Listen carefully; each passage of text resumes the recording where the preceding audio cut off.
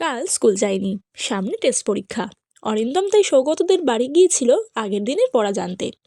Bell বাজানোর সঙ্গে সঙ্গে সৌগতর বাবা দরজা খুলে দিলেন। উনি ডাক্তার, বোধহয় বাইরে যাওয়ার জন্য প্রস্তুত হচ্ছিলেন। মুখটা বেশ শুকনো। অরিন্দম জিজ্ঞেস করলো, কাকু কেমন আছেন?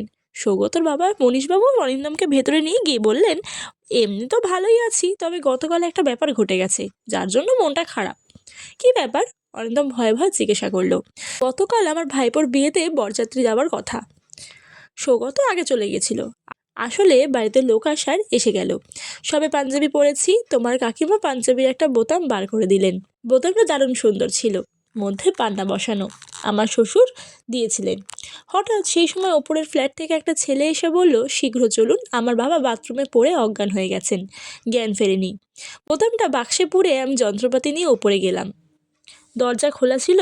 তোমার কাকিমাও আমার সঙ্গে গিয়েছিলেন। ঘণ্টাখানেক বাদে নিচে এলাম। এই সময় তোমার কাকিমা আমাকে বোতামের কথাটা জিজ্ঞেস করলেন। আমি ঘরে গিয়ে দেখি বোতামের বাক্স নেই।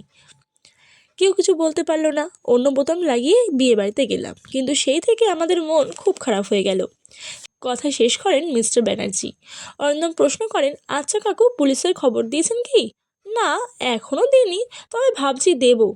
সেই ভালো, অরিন্দম বলে। কাউকে আপনার সন্দেহ হয়? না, সন্দেহ আর কাকে করব, বাড়িতে যারা ছিল সবাই আমার ঘনিষ্ঠ। এমন সময় সৌগত এসে অরিন্দমকে পড়ার ঘরে ডেকে নিয়ে গেল।